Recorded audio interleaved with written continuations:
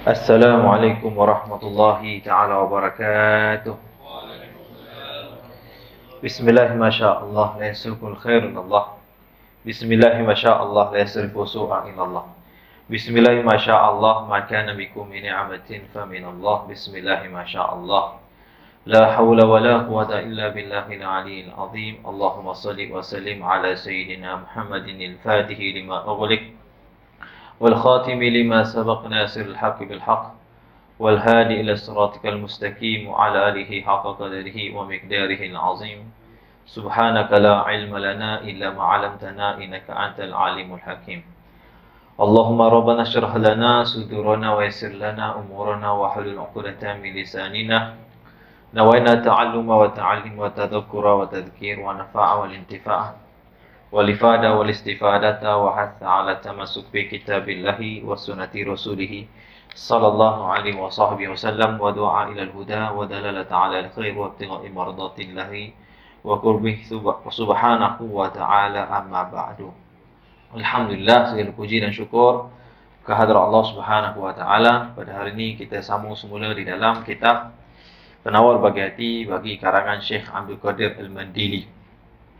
Pada minggu-minggu yang lalu kita masih lagi di dalam satu fasal yang keenam, iaitu fasal yang pada menceritakan ataupun menceritakan dua tangan dan dua kaki. Jadi musannif rahimahumullah wa nafa'ana bi'ulumihi telah pun menceritakan kepada kita bahawasanya tangan dan dua kaki itu adanya beberapa manfaat yang bangsa akhirat dan ada juga bangsa dunia. Dan Syekh telah sebutkan adapun segala manfaat bangsa akhirat itu mengerjakan anggota kita itu, kaki kita dan juga tangan kita itu pada pekerjaan kebajikan, iaitu perkara kebaikan. Jadi itu di antara manfaat akhirat. Artinya seluruh daripada anggota kita ni, di antaranya kaki dan juga tangan itu mampu untuk meraih pahala. Itu yang dimaksudkan musannif. Kerana setiap ibadat, setiap daripada tubuh badan kita ini adalah amanah daripada Allah Subhanahu wa taala untuk mendapatkan pahala dan ganjaran di yaumul qiyamah yang Allah Taala berikan sekiranya kalau kita melakukan kebaikan. Di antaranya musannif dah sebut seperti berjalan kepada masjid, kita dah pun sebutkan kelebihan pergi ke masjid tuan-tuan dan puan-puan, dan begitu juga kepada tempat belajar ilmu. Seharusnya kita menggunakan kaki kita tuan-tuan dan puan-puan untuk pergi ke tempat majlis ilmu, yang mana majlis ilmu ni banyak kebaikan yang telah disebutkan dalam banyak sekali dalam ayat Al-Quran dan juga hadis Nabi SAW. Dan juga yang ketiga, iaitu pada hari ini kita akan sambung pada kalam musannif. Qala musannifu rahimahumullah wa nafa'ana bi'ulumihi fi darain amin.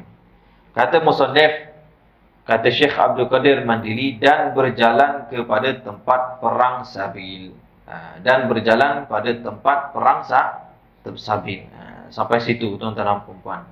Dan seharusnya kita, di antaranya kaki kita digunakan untuk meraih pahala kita, di antaranya berjalan pada perang sabil. Maksudnya pada perang sabili, fi sabilillah. Iaitu bila ada panggilan jihad, sebagai seorang lelaki, tuan-tuan dan puan-puan, hukumnya fardu kifayah. Apabila ada seruan jihad itu hukumnya fardu kifayah tuan-tuan dan puan-puan untuk kita pergi. Maksudnya fardu kifayah itu apabila telah dilakukan sebahagian kaum, maka terjatuhlah sebahagian kaum yang lain. Maknanya tidak dicatatkan dosa bagi kaum-kaum yang tidak pergi. Jadi hukumnya jihad ni adalah fi sabilillah, adalah fardu kifayah. Zaman sekarang ni belum ada lagi tuan-tuan dan puan-puan, tetapi bila dah ijma' para ulama menyatakan adanya jihad, maka ketika itu kita orang-orang lelaki wajib untuk keluar jihad fi sabilillah, dan fardu kifayah ke atas mereka untuk keluar tuan-tuan dan puan-puan. Di antaranya kita dapat pahala kaki kita ini adalah dengan berjihad. Jadi sebab tu dalam hadis Nabi sallallahu alaihi wasallam menyebutkan, ya, innallaha takfulu liman jahada fi sabilillah Kata Nabi sallallahu alaihi wasallam, sesungguhnya Allah itu akan menyara, akan menjamin kepada orang-orang yang berjihad pada jalannya. Wala yakhruj illa jihad fi sabilihi, dan dia tidak keluar kecuali dengan untuk berjihad pada jalannya Allah Subhanahu wa ta'ala. Jadi jihad ni juga sebahagian daripada agama. Sebab itu Islam itu apabila Nabi sallallahu alaihi wasallam itu membawa Islam, maka Islam itu juga membawa arti kata sebahagian daripada jihad, sebahagian daripada Islam itu adalah jihad juga. Sebab itu dalam syariat Nabi sallallahu alaihi wasallam, bab jihad itu tidak dilepaskan di dalam kitab fiqh, tetapi ianya tidaklah diutamakan. Maksudnya tak diutamakan kerana zaman sekarang itu ataupun zaman sekarang ini, tuan-tuan dan puan-puan, kita belum lagi masuk ke dalam medan jihad yang dimaksudkan adalah fi sabilillah sendiri. Jadi oleh kerana itu para ulama sebut kitab jihad ni di hujung-hujung bab kitab fiqh, tuan-tuan dan puan-puan. Jadi disebut pada awal-awal kitab fiqh tu disebut tentang taharah, tentang solat, tentang puasa, tentang zakat, tentang umrah dan juga haji. Kemudian bab muamalat, jual beli, kemudian hukum hakam tentang riba dan sebagainya. Kemudian setelah itu masuk pada bab munakahat, bab pernikahan. Setelah daripada bab pernikahan, barulah masuk pada bab jihad. Jadi yang terakhirnya adalah bab jihad, tuan-tuan dan puan-puan. Jadi nak dikatakan bahawasanya bab jihad ni, kata para ulama, dianya fardu kifayah. Adapun yang lain-lain tadi yang depan-depan tu semua fardu ain. Nampak tak? Kalau orang nak solat, dia kena ada ilmu tentang solat, maka fardu ain. Setiap orang mukallaf wajib solat. Begitu juga puasa, zakat dan sebagainya. Sebab itu diutamakan. Begitu juga bab muamalat. Kenapa muamalat diutamakan melebihi daripada bab jihad? Sebab muamalat itu setiap orang berjual beli. Setiap orang itu bermuamalah dengan manusia-manusia yang lain. Begitu juga munakahat diutamakan sebelum daripada bab jihad. Sebab munakahat itu kebanyakannya manusia apabila dia nak bernikah, dia kena ada ilmu. Nampak tak? Dan kalau dia nak bernikah, dia kena tahu hak sebagai seorang suami, hak sebagai seorang isteri. Jadi begitulah. Setelah itu baru diletakkan bab jihad. Tetapi di antara ibadah yang besar, tuan-tuan dan puan-puan, yang lebih besar adalah jihad fi sabilillah. Nampak tak? Jadi itu disebutkan, tuan-tuan dan puan-puan, dalam firman Allah Subhanahu wa ta'ala. Allah Ta'ala menyatakan untuk kita berjihad dengan pelbagai cara. Jadi jihad ni luas, bukan hanya untuk berperang, menumpahkan darah. Maksudnya berperang sesama manusia yang memerangi Islam itu tidak. Tetapi jihad itu, kata Allah Subhanahu wa ta'ala, begitu luas sehingga para ulama kata jihad itu banyak makna. Yang pertama, jihad yang dimaksudkan jihad berperang sebagaimana zaman Rasulullah sallallahu alaihi wasallam. Jadi Rasulullah SAW itu adalah Nabi berjihad, Nabi yang peperangan. Disebut dalam hadis Nabi SAW mengatakan bahawasanya innama ana nabiyyur rahmah wal malhamah. Ana nabiyyur rahmah wa malhamah, kata Nabi SAW. Aku adalah Nabi pembawa rahmat dan juga aku juga Nabi peperangan. Kenapa Nabi SAW sebut macam tu? Sebab Nabi SAW itu terlalu banyak peperangan yang Nabi SAW itu untuk menaikkan Islam itu sendiri, mengangkat Islam itu sendiri. Nabi SAW nak sampaikan Islam itu sampai kena berperang. Dan bukanlah orang Nabi SAW nak berperang, tetapi mereka yang memerangi Nabi SAW, mereka yang menindasi umat-umat Islam. Sebab itu berlakunya peperangan. Kita tengok saja pada peperangan Badar. Apa sebabnya tercetus peperangan Badar? Apakah Nabi SAW dan para sahabat tiba-tiba nak serang orang kafir Quraisy di Mekah? Tidak. Tapi mereka yang datang di Badar untuk menyerang Madinah, tuan-tuan dan puan-puan. Begitu juga setelah itu, peperangan yang kedua, iaitu perangnya Uhud. Apa sebabnya? Timbulnya tidak berpuas hati pada pemimpin Arab Quraisy ketika itu setelah kekalahan yang teruk mereka dalam peperangan Badar. Itu sebabnya. Begitu juga peperangan Al-Ahzab seterusnya. Dan banyak peperangan yang di antara yang terbesar setelah Uhud, peperangan Al-Ahzab. Maka 3 taifah pembesar, pihak-pihak besar, di antaranya orang Arab Quraisy Mekah, di antaranya orang Yahudi dan juga daripada Bani Qatafan. Mereka bergabung untuk menghancurkan Madinah. Sebab apa? Tidak puas hati lagi mereka kepada Rasulullah SAW. Maka peperangan itu bukan Nabi SAW mencetuskan. Jadi Nabi SAW hanya mempertahankan sahaja.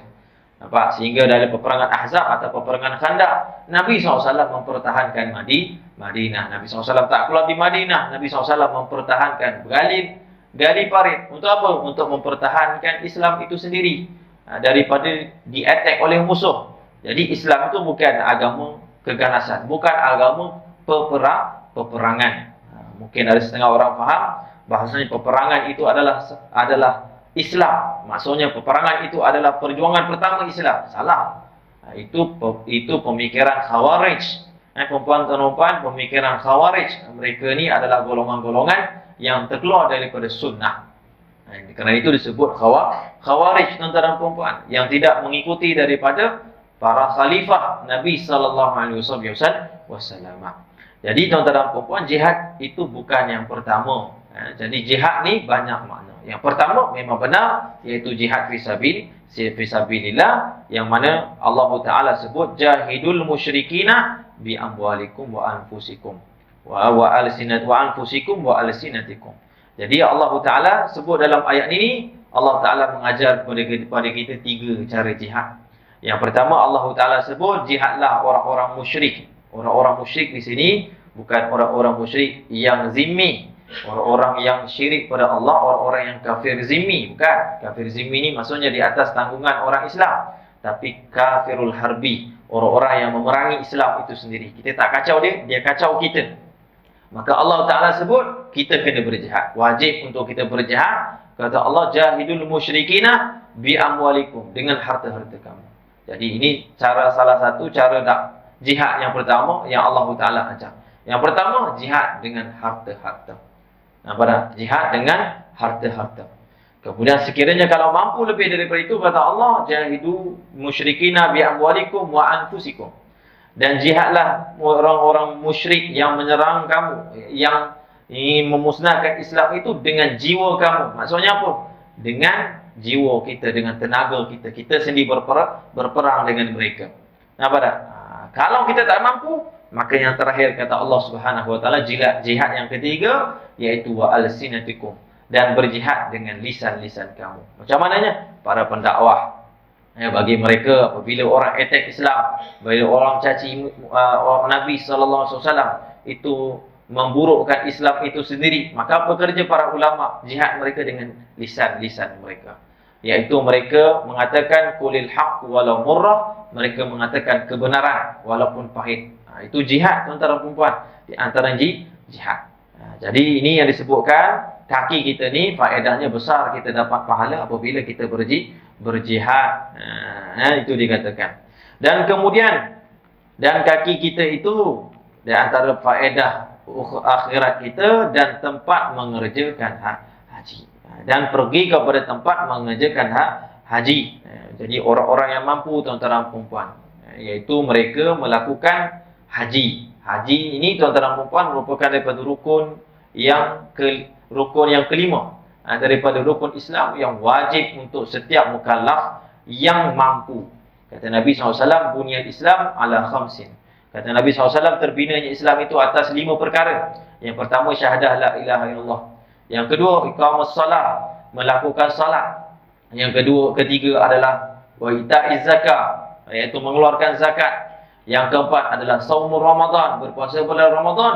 Yang kelima, kata Nabi SAW, wal hajjul baiti man istata'a ilaihi sabila, iaitu melakukan haji kepada siapa yang mampu untuk mengerjakannya, tuan-tuan dan puan. Jadi bila sudah mampu pada aspek zahir dan juga batin kita, pada zahir kita, duit kita, kewangan kita, kesihatan kita dan mental kita sudah bersedia untuk kita pergi, tuan-tuan dan puan, dan kita mampu untuk pergi, maka wajib untuk kita pergi, tuan-tuan dan puan. Kerana apa? Kerana Nabi SAW sebut haji itu banyak sekali faedahnya, iaitu pengampunan dosa. Kata Nabi SAW, wal hajjul mabrur laisa fihi al-jaza illa al-jannah. Kata Nabi SAW, dan haji mabrur itu laisal jaza illal jannah. Tidak ada ganjaran untuk dia, orang yang dapat haji yang mabrur, yang diterima oleh Allah Subhanahu wa taala, kecuali syurganya Allah Subhanahu wa taala. Kata Nabi SAW, siapa yang melakukan haji walam yarfusu walam yasfuku walam yafsuku wala yarfusu kharaja dzunubahu ka yauma walidat ummuh. Kata Nabi SAW, siapa yang pergi ke haji dan tidak merosakkan hajinya, tak buat maksiat, pergi ke sana dia jaga sungguh-sungguh, dan kemudian juga tidak melakukan sesuatu yang sia-sia, kata Nabi SAW, maka akan keluarlah dosa-dosanya seperti bayi yang baru dilahirkan daripada perut ibunya, kata Nabi SAW. Jadi kita kena ada niat nak pergi haji, tuan-tuan dan puan. Jadi kalau kita tanya kepada orang tu, dia belum lagi naik haji, tuan-tuan dan puan, tanya dia, ada niat tak naik haji? Oh, belum ada lagi, sebab belum sampai seru. Niat dah kena ada, tuan-tuan dan puan. Ada setengah orang, dia belum niat lagi, sedangkan dia kena perlu ada niat. Nampak tak? Jadi kalau orang tersebut dia tak sempat melakukan haji disebabkan mungkin dia tak mampu ataupun nama dia belum naik, tetapi dia sudah ada niat. Kalau dia mati dalam keadaan dapat pahala melakukan haji. Hadis yang diriwayatkan dalam satu riwayat Musnad Imam Ahmad. Allah Subhanahu wa taala nanti di yaumul qiyamah itu akan tarik manusia-manusia yang masuk ke dalam syurga tanpa amalan yang mereka lakukan, kata Nabi sallallahu alaihi wasallam. Di antara mereka ditarik masuk dalam syurga sebab sedekah. Lalu mereka bertanya kepada Allah, wahai Allah, sesungguhnya aku tidak pernah bersedekah. Ada juga mereka ditarik masuk ke dalam syurga disebabkan melakukan haji. Mereka berkata, ya Allah, sesungguhnya aku tidak pernah melakukan haji. Ada juga mereka yang ditarik masuk syurga disebab melakukan jihad fisabilillah, berjihad. Maka mereka bertanya, ya Allah, ini bukan amalan kami. Kata Allah Subhanahu wa taala, innahu qad nawahu. Kerana apa? Sebab dia ni ketika hidup di dunia pernah berniat. Sebab itu Nabi SAW sebut dalam hadis, bahawasanya kata Nabi SAW, niyatul mu'min khairun min amalihi wa niyatul kafir syarrun min amalihi. Kata Nabi SAW, niat orang mukmin itu lebih baik daripada amalan ibadahnya. Apa maksudnya hadis ni? Kata Nabi SAW, niat orang yang beriman itu lebih baik daripada amalannya. Maksudnya, manusia ni yang beriman, tuan-tuan dan puan-puan, pergerakan dia terhad. Kadang-kadang terhad disebabkan kewangan dia. Jadi, tak mampu nak sedekah, tak mampu untuk melakukan haji. Nampak tak? Tetapi niat dia, tuan-tuan dan puan-puan, itu lebih baik. Kalau dia ada duit, pasti dia akan buat. Kalau dia ada duit, pasti dia akan pergi ke haji. Kalau dia mempunyai kesihatan, pasti dia akan pergi umrah, pergi haji. Itu dah dia niat dia. Maka sebab itu kata Nabi SAW, niat orang mukmin ini lebih baik daripada amal ibadahnya. Begitu juga para ulama kata, maksud daripada hadis tersebut, orang mukmin ini, ibadat dia tuan-tuan dan puan-puan terhad. Kekuatan dia tu kadang-kadang solat ngantuk. Tapi dia punya niat kadang-kadang, dia kalau boleh, dia nak solat sampai subuh. Ini niat orang beriman. Kalau boleh, dia nak mengkhatamkan Al-Quran setiap bulan. Tapi terhad sebab kerja dan sebagainya. Sebab itu kata Nabi SAW, niatnya orang yang beriman itu lebih baik daripada amal ibadahnya. Adapun niat orang kafir, kata Nabi SAW, wa niyatul kafir syarrun min amalih. Adapun niat orang-orang kafir, itu lebih jahat daripada amal ibadahnya. Maksudnya daripada jahat daripada amalnya, perbuatannya. Maksudnya apa? Kadang-kadang dia punya diri itu terhad. Dia nak menzalimi, khususnya orang-orang Yahudi contohnya. Mereka tu kalau boleh nak bunuh tuan-tuan dan puan-puan, bunuh semua Islam. Tu niat dia. Dia tak nak langsung ada agama Islam ni. Kalau boleh biar dalam dunia ni satu agama bangsa dia saja dan juga agama dia saja. Tapi sebab pergerakan dia terhad, kekuatan dia terhad. Nampak tak? Tapi niat dia kalau boleh, dia nak hapuskan semua. Nampak tak? Jadi itu disebut oleh Nabi SAW, niat orang kafir itu lebih jahat. Jadi jangan tak ada niat. Nampak tak? Niat perlu ada, tuan-tuan dan puan-puan. Belum pernah pergi melakukan umrah, niat perlu ada. Ya Allah, aku berniat nak melakukan umrah tahun depan. Ya Allah, aku nak berniat untuk melakukan haji nanti ya Allah. Doa kepada Allah Subhanahu wa taala. Itu di antaranya tuan-tuan dan puan, kerana apa? Kerana pergi kaki kita itu dia adalah digunakan bermanfaat untuk akhirat, adalah untuk melakukan ibadah haji dan juga umrah tuan-tuan dan puan. Itu disebutkan. Baik. Terutamanya kalau boleh kita pergilah umrah pada waktu-waktu yang special. Contohnya waktu Ramadan. Waktu Ramadan kata Nabi sallallahu alaihi wasallam, al-umratu fi Ramadan ta'dilu hajjah. Kata Nabi sallallahu alaihi wasallam, umrah pada bulan Ramadan itu diganjarkan seperti pahala haji. Itu kelebihannya. Jadi sebab tu kalau bulan Ramadan tuan-tuan dan puan umrah, subhanallah, seramai-ramainya orang tuan-tuan dan puan macam haji. Nampak tak? Sebab ada yang tahu fadilat itu tuan-tuan dan puan. Jadi kita usaha untuk bulan Ramadan tahun ni kita pergi juga. Nampak tak? Untuk dapatkan fadilat haji tersebut tuan-tuan dan puan. Jadi itu di antaranya disebut oleh Syekh bahawasanya kaki kita ni faedah akhirat itu dilangkahkan pada tempat mengerjakan haji dan juga umrah tuan-tuan dan puan. Jadi bila pergi di sana, manfaatkan kaki kita untuk berjalan. Jangan banyak duduk hotel kalau boleh. Sebab banyak orang pergi sana dia anggap macam cuti-cuti. Sebab dia memang bercuti pun. Sebab dia cuti, tuan-tuan dan puan, dia cuti kerja, cuti kelas, maka dia pun anggap macam bercuti. Jadi banyakkan tawaf tuan-tuan dan puan. Perbanyakkan tawaf. Kalau boleh kita mampu dapat satu umrah tersebut tuan-tuan dan puan, lepas habis umrah kita buat tawaf 50 kali tawaf. Disebut dalam riwayat bahawasanya kata Nabi sallallahu alaihi wasallam, barang siapa yang tawaf sebanyak 50, maka diampunkan dosa-dosanya dan dosa yang terlalu. Nampak tak?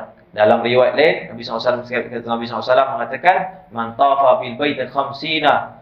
Kata Nabi SAW, siapa yang bertawaf itu sebanyak 50 kali tawaf, kata Nabi SAW, kharaja dzunubahu ka yauma walidatu ummu. Maka keluar dosa-dosanya seumpama dia baru dilahirkan daripada perut ibunya. Baru keluar daripada perut ibunya.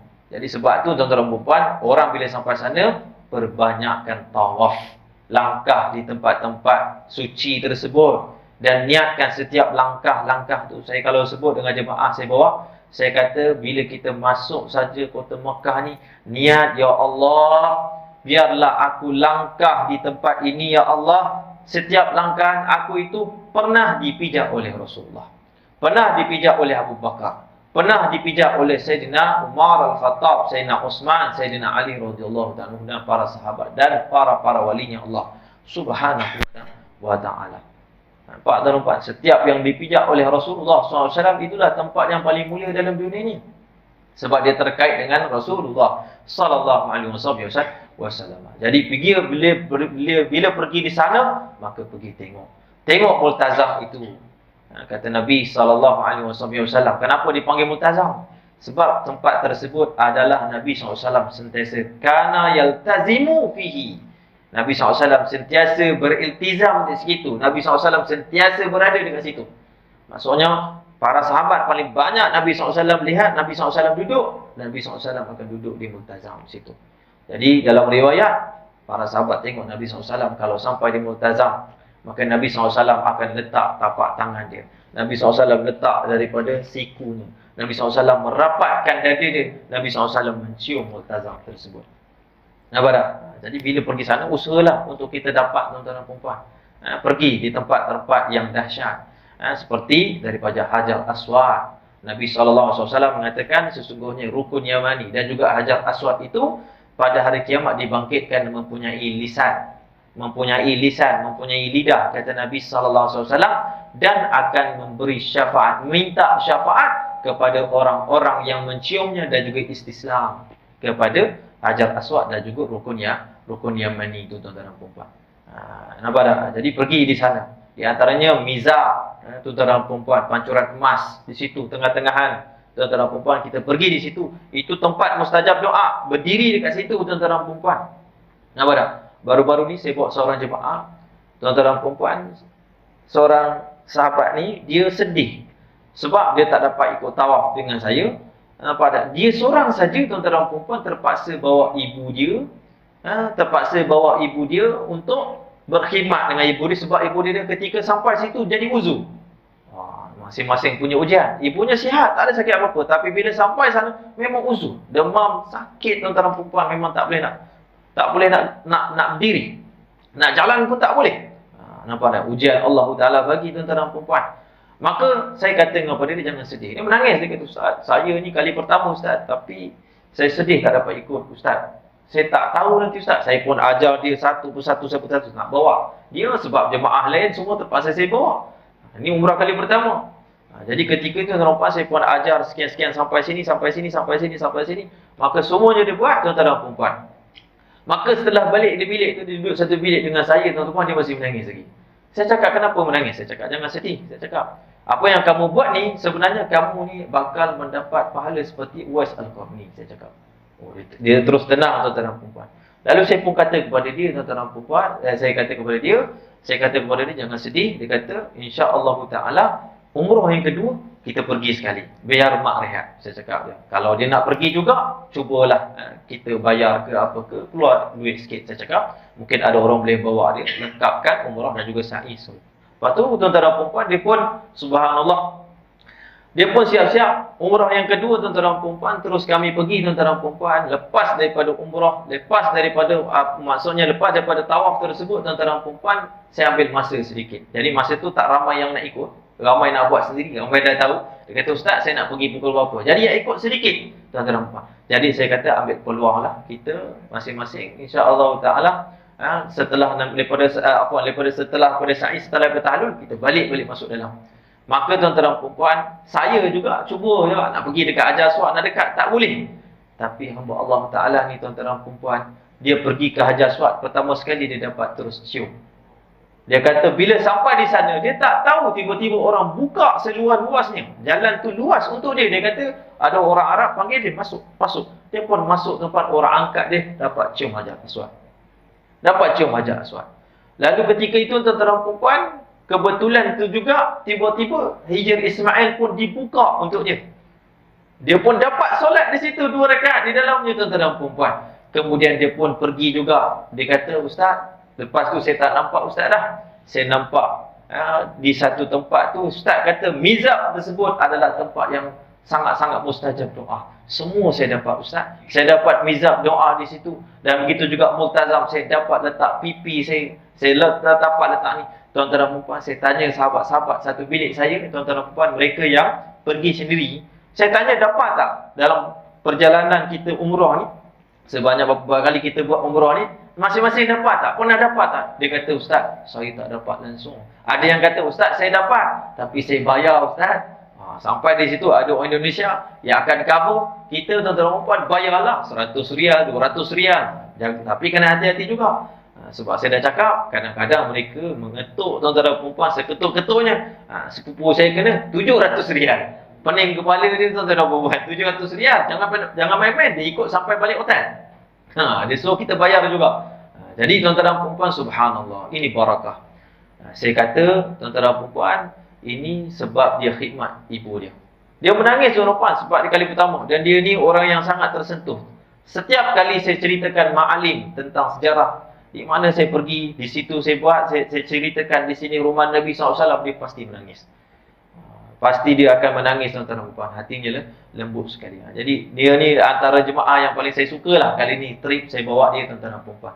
Jadi subhanallah, seronoknya bila pergi di sana, jadi pastikan kaki kita ni, tuan-tuan perempuan, sebanyak mungkin berjalan di sana itu untuk kita dapat daripada barakah-barakah tempat-tempat yang penuh dengan daripada cahaya Allah Ta'ala dan juga keberkatan Nabi Muhammad SAW.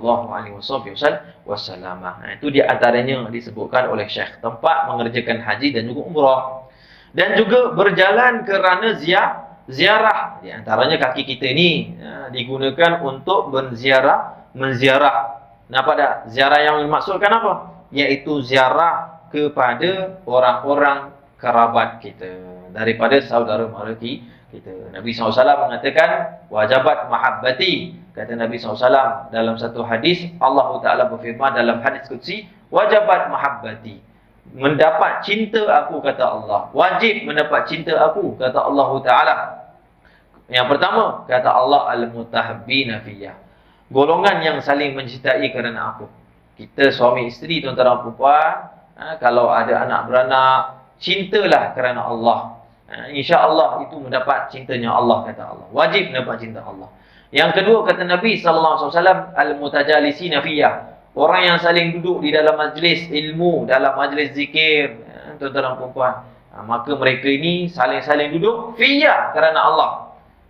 Nampak tak? Bukan dia duduk disebabkan dia JK, bukan dia duduk disebabkan dia imam, bukan dia duduk disebabkan dia ada pangkat, tak. Tapi dia duduk dalam satu majlis yang baik kerana Allah Ta'ala, mendapat cinta Allah.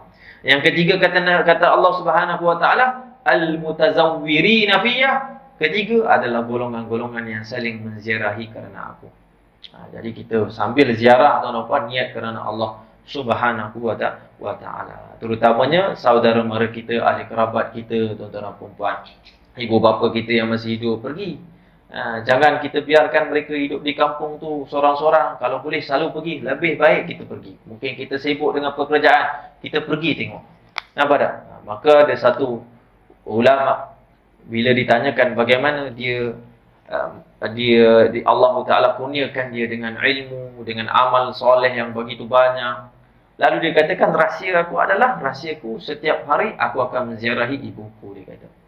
Maka aku tidak akan pergi ke satu tempat, kecuali pagi-pagi itu aku akan pergi ke rumah ibuku untuk mengambil restunya. Nampak tak? Kata Habib Salim Asy-Syatiri, jangan kamu minta doa para walinya Allah Ta'ala, sedangkan ada para wali yang besar, iaitu ibu bapa kamu. Nampak tak? Kita kadang-kadang pergi jumpa orang kita tahu, orang tu orang soleh. Tak apalah, bagus tuan-tuan dan puan-puan. Tapi kita lupa ada walinya lebih besar daripada itu. Walinya iaitu ibu kita. Wali. Nampak tak? Jadi mereka itu wali kita, tuan-tuan dan puan-puan. Ayah kita. Jadi kalau boleh, pagi-pagi kalau dia masih hidup tuan-tuan dan puan-puan, pergi ziarah kepadanya, berbakti kepada dia. Kata Allah Ta'ala, wa qad rabbuka alla ta'budu illa iyyahu wa bil walidaini ihsana. Kata Allah Subhanahu Wa Ta'ala, dan Tuhan kamu wahai Muhammad telah menetapkan, dan janganlah kamu menyembah kecualinya Allah, artinya jangan kamu syirik kepada Allah. Wa bil walidaini ihsanan, dan hendaklah kamu berbuat baik kepada kedua ibu bapa kamu. Jadi Allah Ta'ala sebut, tuan-tuan dan puan-puan, kata Imam Ghazali, tengok ayat ini Allah Ta'ala menyamakan, jangan sesekali mensyirikkan kepada Allah, dan juga berbuat baiklah kepada kedua ibu bapa. Artinya, kalau orang yang masih ada ibu bapa, tuan-tuan dan puan-puan, dia tak buat baik dengan ibu bapa dia, tuan-tuan dan puan-puan, maka orang itulah orang yang paling rugi sekali dalam kehidupan dunia ini. Nabi SAW sebut dalam hadis, raghi ma'anf. Kata Nabi SAW, man yudriku walidayhi inda kabirihima walam yadkhul jannah, kata Nabi. Kata Nabi SAW, rugilah, maksudnya rugi orang-orang yang mana, kata Nabi SAW, dia sempat tengok ibu bapanya dalam keadaan umur tua, tapi dia tak masuk dalam syurga. Rugi, tuan-tuan dan puan-puan. Sebab apa? Ibu bapa kita ni, tuan-tuan dan puan-puan, dia boleh jadi gedung amal ibadah yang paling besar dalam kehidupan kita, yang menyebabkan kita ni dapat rahmat Allah, masuk syurga. Dan ibu bapa ni juga boleh menjadi gedung dosa-dosa, tuan-tuan dan puan-puan, kepada kita kalau kita tidak melayani mereka dengan baik. Jadi ziarah yang pertama sekali ahli kerabat, ahli keluarga kita, iaitu ibu bapa kita. Pergi ziarah, tuan-tuan dan puan-puan. Seterusnya adalah orang-orang adik-beradik kita. Mereka yang fakir, mereka yang susah, pergi tengok. Dan begitu juga mereka-mereka yang sakit, tuan-tuan dan puan-puan. Disebut dalam hadis, tuan-tuan dan puan-puan, Nabi SAW mengatakan, man 'ada maridan aw zara, kata Nabi SAW, barang siapa yang menziarahi kepada orang-orang yang sakit, kata Nabi SAW, aw zara akhakan lahu fillahi nadahu yaumal qiyamah, kata Nabi SAW, nadahul jannah. Kata Nabi SAW dalam hadis, barang siapa yang ziarah saudaranya dalam keadaan sakit, dan saudaranya itu kerana Allah Subhanahu Wa Ta'ala, nescaya akan datang panggilan-panggilan yang memanggilnya, mengatakan, tibta, kau telah melakukan kebaikan, masuklah engkau ke dalam syurga-syurganya Allah Subhanahu wa ta'ala. Setiap kali kita ziarah, tuan-tuan dan puan akan dipanggil oleh malaikat. Kamu telah melakukan kebaikan. Maka tuan-tuan dan puan, subhanallah, masuklah kita ke dalam syurga. Jadi ziarah yang utamanya tuan-tuan dan puan, ziarah ahli kerabat. Dan juga maksudnya ziarah di situ, ziarah orang-orang soleh, orang-orang di kalangan orang-orang yang kita kenal baik, orang yang kita pergi ziarah.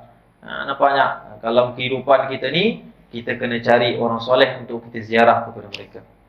Hari ni orang tak cari, tuan-tuan dan puan. Ramai sedikit saja orang yang mencari. Orang lebih cari orang-orang ahli politik, orang lebih cari orang-orang yang ada nama saja, yang ada datuk, ada tan sri. Kita pergi ziarah, tapi orang-orang soleh yang kadang-kadang dekat kampung kita pun kita tak kenal. Nampak tak?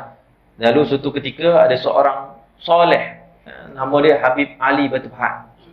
Kalau tuan-tuan dan puan pernah dengar, Habib Ali Anak Idrus, Habib Ali bin Ja'far Anak Idrus, orang panggil Habib Ali Batu Pahat. Tapi orang kampung tak kenal dia. Tuan-tuan dan puan, sepanjang kehidupan dia, tuan-tuan dan puan, duduk di situ, dia menyewa kat situ. Rumah kecil, warna putih, tuan-tuan dan puan. Kecil sangat, tuan-tuan dan puan, rumah sewa. Maka tuan-tuan dan puan, setiap tahun akan ada ulama-ulama besar ziarah di situ. Di antaranya pernah ziarah di situ Al-Muhaddis As-Sayyid Muhammad Ali Al-Maliki. Seorang muhaddis, hafal ribuan hadis, pernah datang situ ziarah dia. Di antaranya pernah ziarah di situ Habib Abdul Qadir As-Saggaf, pernah ziarah dia. Di antaranya yang pernah ziarah dekat situ Al-Habib Umar bin Hafiz. Itu pun pernah ziarah dia. Habib Ali Jufri pernah ziarah dia. Dan suruh para masyaikh, banyak masyaikh daripada Al-Azhar pun ziarah dia, tuan-tuan dan puan. Tapi orang kampung tak tahu. Orang panggil Pak Arab. Nampak? Orang panggil Pak Arab. Sampai kan ada setengah orang datang kepada dia, tanya kepada orang kampung, kamu kenal tak Habib Ali? Habib Ali? Siapa Habib Ali? Ada orang bangsa Arab. Kadang-kadang ada orang datang ziarah, oh, rumah Pak Arab. Nampak? Tak kenal, tuan-tuan dan puan. Tak ramai orang yang mengenalnya. Jadi rugi. Sebab kalau meninggalnya orang-orang soleh ni, tuan-tuan dan puan, habislah. Itu salah satu permata dalam umat Nabi SAW. Kalau mereka dah pergi, maka kita apa lagi tinggal untuk kita. Maka tuan-tuan dan puan, yang paling kita takut, yang maksudnya Nabi SAW mengatakan, Innallaha la yantazi'ul ilma biintiza'in minan nas. Kata Nabi SAW, sesungguhnya Allah Ta'ala itu tidak mencabut ilmu itu dengan secara tiba-tiba daripada manusia. Wa innama yaqbidul ilma biqabdil ulama. Kata Nabi SAW, tetapi Allah Ta'ala cabut ilmu itu dengan Allah Ta'ala mematikan para ulama. Jadi kalau Allah matikan ulama, habislah. Tak ada ilmu dah, tuan-tuan dan puan. Jadi pergi ziarah, tuan-tuan dan puan, orang-orang soleh dan sebagainya. Dan begitu juga maksudnya pergi ziarah di sini. Disebutkan oleh setengah guru, mengatakan maksudnya ziarah di sini adalah ziarah kepada kubur-kuburan. Ziarah kubur orang-orang soleh, yang khususnya makam-makam Nabi, makam Rasulullah sallallahu alaihi wasallam, tuan-tuan dan puan. Sebab dalam hadis Nabi SAW mengatakan, siapa yang ziarah aku ketika aku meninggal, ketika aku wafat, seolah-olah dia menziarah aku ketika aku hidup. Sebab Rasulullah SAW itu maksudnya tidaklah kita anggap dia seperti manusia biasa. Nabi SAW itu hayyun fi kuburihi, hidup di kuburnya. Allah Ta'ala sebutkan tentang orang yang mati syahid pun hidup. Kata Allah Subhanahu wa Ta'ala, wala tahsabanna alladhina qutiluna fi sabilillahi amwata. Nampak tak? Bal ahya'u 'inda rabbihim wa hum yurzaqun. Kata Allah, janganlah kamu sangka bahawasanya orang-orang yang mati pada jalannya Allah. Siapa ni? Orang-orang yang mati syahid. Itu mati, kata Allah Ta'ala. Tetapi mereka itu hidup di sisinya Allah Subhanahu wa Ta'ala, dan mereka diberi rezeki. Jadi mereka diberi rezeki. Bahkan Nabi SAW sebut bahawasanya innallaha harrama ala ard an ta'kula ajsadal anbiya. Sesungguhnya Allah Ta'ala mengharamkan akan bumi itu untuk memakan jasad-jasad para nabi, jasad para anbiya. Jadi Nabi SAW itu hidup. Itu antara perempuan di kuburnya itu, maksudnya hidup di situ. Nabi SAW itu ada, dan Nabi SAW mengetahui keadaan kita. Nampak tak? Dalam satu hadis riwayat Imam Muslim, Nabi SAW mengatakan bahawasanya kata Nabi SAW, inna a'malakum tu'radu alayya inna hayati wa mamati khairul lakum. Kata Nabi SAW, sesungguhnya amalan kalian dipamerkan kepada aku, dan kehidupanku ketika aku hidup baik bagi kalian, dan ketika aku mati, ketika aku wafat, itu baik bagi kalian. Sahabat tanya, ya Rasulullah, bagaimana kalau kamu hidup, ya Rasulullah, kami tahu kebaikan itu. Tapi kalaulah kamu sudah tiada, kamu sudah wafat, ya Rasulullah sallallahu alaihi wasallam, macam mana baik bagi kami? Kata Nabi sallallahu alaihi wasallam, maksudnya kata Nabi sallallahu alaihi wasallam, setiap amalan kamu itu dipamerkan kepada aku. Ma wajadtu khairan hamidullah. In wajadtu khairan, kalau aku jumpa amalan tersebut baik, kamu buat baik, kamu soleh di hidup di dunia ni, maka aku akan bersyukur pada Allah. Jadi dalil bahawasanya Nabi SAW mengetahui hal keadaan umat dia. Nabi SAW kenal kita, Fulan bin Fulan, daripada keluarganya. Apa dah? Jadi kita jangan samakan Nabi SAW dengan orang-orang biasa. Apa dah? Dah meninggal dah. Dah tak ada apa-apa dah. Tak pergi ziarah pun tak apa. Jangan. Tak ada perempuan. Itu Nabi SAW, Rasulullah SAW. Nampak tak? Kata Nabi SAW, wa ma wajadtu syarran, ataupun dalam riwayat lain, wa ma wajadtu ghaira dzalik, kalau aku jumpa selain daripada itu, artinya aku jumpa dan aku tahu kamu buat jahat, kata Nabi SAW, astaghfartu lakum, aku akan istighfarkan bagi mereka, kata Nabi SAW. Jadi Nabi SAW ni, tuan-tuan dan puan-puan, hidup dia ketika dia masih hidup lagi, jasadnya tuan-tuan dan puan-puan masih ada lagi di atas muka bumi ni, Nabi SAW setiap hari istighfar untuk kita. Nabi SAW istighfar pada zaman tu bukan bermakna istighfar tu hanya valid pada zaman tu, tidak. Tapi istighfar Nabi SAW itu untuk seluruh umat dia. Setiap kali dia buat dosa, Nabi SAW akan istighfarkan bagi umat-umatnya. Itu tuan-tuan dan puan-puan Nabi SAW. Sehingga wafat Nabi SAW pun kata Nabi, kalau aku jumpa kalian buat baik, buat jahat, maka aku akan istighfarkan. Aku akan minta ampun daripada Allah Subhanahu wa ta'ala. Kasihnya, sayangnya kepada Nabi SAW kepada kita, tuan-tuan. Jadi sebab tu kita kena ada perasaan membuat-buat untuk ziarah Rasulullah sallallahu alaihi wasallam. Nampak tak? Satu kisah tu tentang Syekh Abdul Rahman Ad-Dibai, pengarang kitab Maulid Ad-Dibai. Jadi satu hari tu dia nak pergi untuk ziarah Rasulullah sallallahu alaihi wasallam, nak buat haji, nak pergi ziarah Rasulullah sallallahu alaihi wasallam. Jadi tuan-tuan dan puan-puan, bila dia dah kumpul-kumpul, buat doa selamat, apa semua, orang kampung datang minta doa masing-masing. Ini ulama besar nak pergi haji. Maka ketika itu tuan-tuan dan puan-puan, datang seorang anak kecil minta. Dia kata, wahai Syekh, boleh tak aku ikut engkau ni pergi sekali ziarah Rasulullah? Syekh kata, kamu ni budak lagi. Mana wali kamu? Dia kata, kalau tak ada wali tak boleh ikut. Dia kata, kamu siapa nak jaga, siapa nak tengok makan minum kamu? Budak lagi. Umurnya lebih kurang 7-8 tahun. Tuan-tuan dan puan-puan. Kata budak tersebut, wahai Syekh, sesungguhnya aku sangat rindu pada Rasulullah sallallahu alaihi wasallam. Bagilah aku ikut. Kata Syekh, tak boleh. Jadi tuan-tuan dan puan, bila Syekh tersebut tengah sibuk orang ziarah dan sebagainya, budak kecil ni dia tengok ada peluang untuk diikut. Macam mana? Iaitu di belakangnya unta ataupun tunggangan Syekh Abdul Rahman Ad-Dibai ni, tuan-tuan dan puan, ada satu tempat kosong. Jadi dia menyelinap masuk, tuan-tuan dan puan, dia duduk dalam tu. Jadi Syekh Abdul Rahman Ad-Dibai ni pun bergerak, tuan-tuan dan puan. Dia pun bergerak, perjalanan akan memakan masa lebih kurang 2 minggu, seminggu lebih. Maka tuan-tuan dan puan, budak tersebut duduk di bawah tersebut. Maka Syekh Abdul Rahman, tuan-tuan dan puan, bila sampai di Madinah, keluar budak kecil ni. Allah Akbar. Dia keluar, tuan-tuan dan puan. Syekh Abdul Rahman terkejut. Syekh Abdul Rahman kata, wahai budak, wahai anak kecil, kau datang dengan siapa? Dia kata, aku nampak kau tadi di sana sebab minggu lepas. Sekarang ni kau ada dengan kami. Kau datang dengan siapa? Kata budak tersebut, aku menyelinap masuk di tempat kosong, ruangan kosong daripada tunggangan kau. La haula wala quwwata illa billah. Kata Syekh, macam mana kau makan dan minum? Kata budak tersebut, aku ni mempunyai kecintaan kepada Rasulullah, kerinduan kepada Rasulullah SAW ini terlalu sangat. Sampai aku terlalu rindu kepada Rasulullah SAW setiap masa maka aku tidak memikirkan makan dan minum lagi. Nampak tak? Ini tuan-tuan dan puan-puan, orang yang betul-betul rindu pada Rasulullah ni, sampai dia kata macam tu. Maka Syekh Abdul Rahman Terkejut tuan-tuan dan puan. Lalu budak tersebut pun ambil tanah pasir-pasir yang berada di Madinah, tuan-tuan dan puan.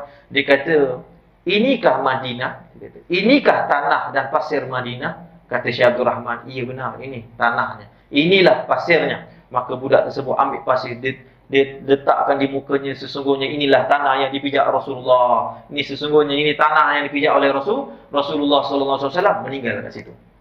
Meninggal dekat situ, tuan-tuan dan puan. Syekh Abdul Rahman Ad-Diba'i, tuan-tuan dan puan, pun sedih. Akhirnya ke bumi dekat situ, tuan-tuan dan puan. Ke bumi itu dekat kawasan Madinah, tapi bukan dekat makam Rasulullah SAW.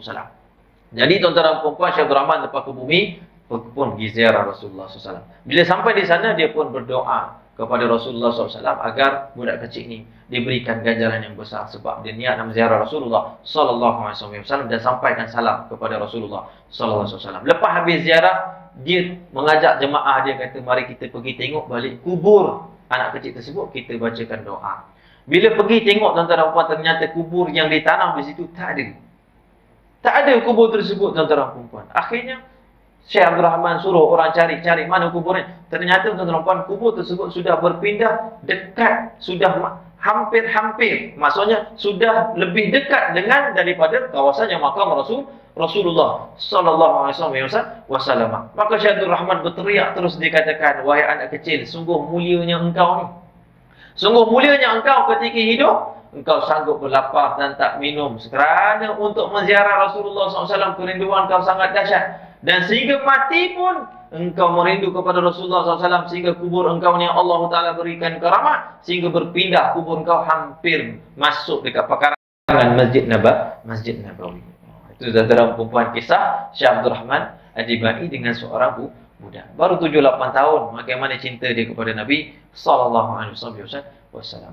Jadi bila ziarah Rasulullah, pergi, ada duit ziarahlah Rasulullah sallallahu alaihi wasallam. Dan ziarah Rasulullah, jaga adab.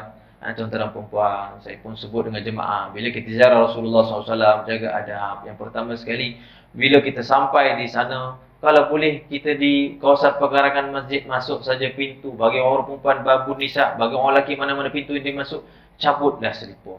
Itu adab kita. Imam Malik radhiyallahu ta'ala anhu, itu apabila di Madinah, tak pernah pakai selipur. Nampak? Bila berhampiran dengan Masjid Nabawi, tak pernah pakai selipur. Beliau tak pernah buang air besar, buang air kecil di kawasan pekarangan-pekarangan di kawasan Madinah, kecuali jauh-jauh sikit daripada Madinah, baru dia akan buang air di situ. Ini adab dia, tuan-tuan dan puan. Jadi bila sampai di sana, ziarah Rasulullah sallallahu alaihi wasallam dalam keadaan tenang, bukan setengah orang. Dia pergi ziarah, tuan-tuan dan puan, masuk raudhah tu, Allah, dia bergaduh, tuan-tuan dan puan. Security kata, ijlis, duduk. Dia sanggup, tuan-tuan dan puan, rempuh sana, rempuh sini. Mana adab dengan Rasulullah sallallahu alaihi wasallam. Sebab tu saya katakan pada jemaah, saya kata, ingat pepatah ini. Kam min ba'id qarib wa kam min qarib ba'id. Berapa ramai orang yang jauh, pada hakikat dia itu dekat. Maksudnya berapa ramai orang yang jauh dengan Rasulullah, pada hakikat dia itu dekat dengan Rasulullah. Boleh jadi dia tak pergi pun ziarah Rasulullah SAW sebab tak ada duit. Nampak tak? Tak pergi ke Madinah tersebut, tak ada duit. Tapi dia boleh dekat dengan Rasulullah sebab adab dia dengan Rasulullah SAW. Wa kam min qarib ba'id. Dan berapa ramai orang yang dekat, pada hakikat dia jauh dengan Allah. Nampak tak? Pergi ziarah Rasulullah SAW tapi tak tepati adab. Nampak tak? Bila masuk dalam raudhah, masih lagi bercakap-cakap, siap buat live, siap apa orang kata apa, tak ada langsung amal ibadah di situ, solatnya, sehingga kan tak dapat tengok di manakah tiang-tiang yang ada sejarah yang disebut tentang tiang Haris, tiang penjaga Rasulullah sallallahu alaihi wasallam. Tapi kalau orang masuk, dia teliti, dia tengok, dia mengamati, itulah tempat di antaranya syurga yang hakiki, tuan-tuan yang ada dalam dunia ini. Nampak? Bila Nabi SAW sebut dalam hadis, ma baina baiti wa minbari riyadun min riyadil jannah, raudatun min riyadil jannah, kata Nabi SAW, di antara rumahku dan juga mimbar aku, kata Nabi SAW. Maksudnya rumah sekarang ni dah jadi makam. Itu rumah Aisyah. Kata Nabi SAW, itu adalah taman daripada taman-taman syurga. Maka jumhur ulama mengatakan maksud daripada raudatun min riyadil jannah itu yang paling tepat adalah Allah Ta'ala akan menukarkan tempat tersebut, diangkatkan, kemudian diletakkan di dalam syurga yang akan ada nanti. Artinya yang sudah ada sekarang, bila hari kiamat, tempat tersebut di antara tempat yang mustasnayat, yang tidak dihancurkan oleh Allah Subhanahu Wa Ta'ala. Sebagaimana para ulama kata, syurga dan neraka tak hancur pada berlakunya hari kiamat. Ada benda-benda beberapa tempat yang tidak hancur. Semisalnya daripada tempat mahsyar, titian sirat, itu tidak hancur. Telaga-telaga para nabi itu tidak hancur. Itu sebut di dalam kitab-kitab tauhid mengatakan. Maka tuan-tuan dan puan-puan, begitu juga Raudhah akan dipindahkan. Allah dah masuk dalam syurga dah tu. Itu jumhur para ulama katakan itu paling tepat tuan-tuan dan puan-puan untuk kita memegang pada pendapat mengatakan itu sebahagian daripada syurga Allah Subhanahu wa Ta'ala. Jadi mudah-mudahan kita dikurniakan ziarah Rasulullah sallallahu alaihi wasallam fi kulli sana. Allahumma rzuqna ziyaratahu li kulli sana.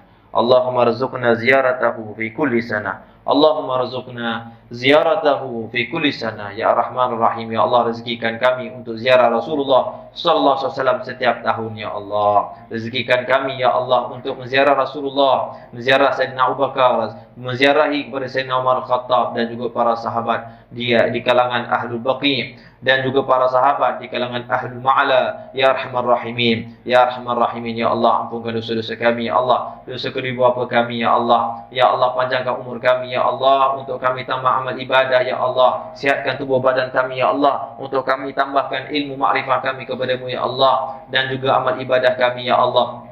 Ya Allah, kau panjangkan umur kami di atas jalan ketaatan, ya Allah. Kau pergunakanlah kaki dan juga tangan kami ini, ya Allah, yang sentiasa melakukan ketaatan kepadamu, ya Allah. Ya Allah, kau jadikanlah juga kami di kalangan orang-orang soleh, ya Allah. Kau perbaiki niat kami, ya Allah. Kau sembuhkanlah daripada kalangan kami yang sakit-sakit, ya Allah. Ya Allah, dengan keberkatan majlis malam ini, ya Allah, kau tunaikan segala hajat mereka yang mempunyai hajat, ya Allah. Kau ringankanlah segala bebanan mereka, ya Allah. Kau pandanglah mereka, ya Allah. Pandanglah kami semua, ya Allah. Ya Rahman, ya Rahim. Rabbana atina fid dunya hasanah wa fil akhirati hasanah wa qina adzabannar. Wa sallallahu ala sayyidina Muhammadin nabil ummi wa ala alihi wa sahbihi wa baraka wa sallam. Walhamdulillahi rabbil alamin wal alamin.